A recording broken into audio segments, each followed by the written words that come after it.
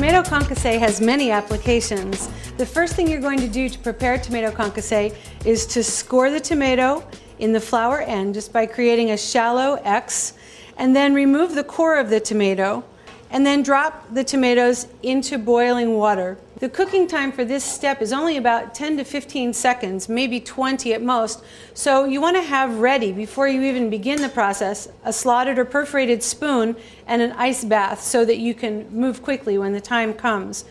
The idea behind doing a concassé of tomato is to remove the skin and the seeds from the tomato, but still have the tomato remain raw. So I'm leaving them in just long enough to have the skins pull back easily from the tomato, and that's my clue that it's time for them to go into the ice bath.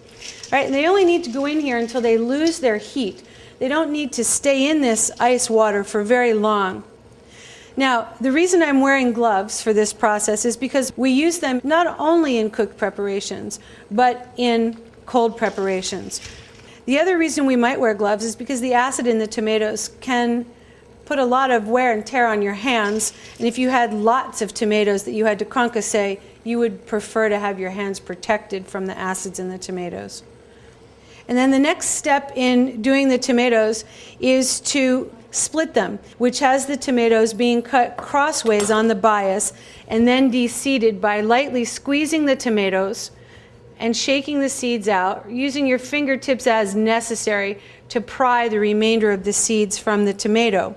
The other way in which we de-seed tomatoes would be to split the tomato lengthwise and then quarter the tomato so that we can make a fillet, and that cut is especially good for when we're making soup garnishes or a garnish for a garde manger plate or an appetizer plate. For rough chopped tomatoes, you're going to take the seeded tomato and just carefully chop it roughly, consistent in size, but not necessarily picture perfect in its shape.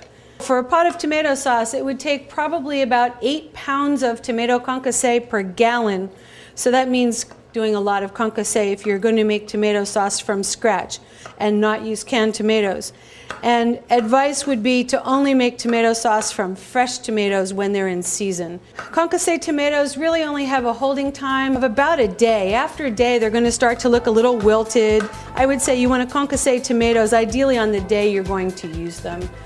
If you were going to make a marinated tomato product, you could in fact marinate these or steep these in a seasoned oil.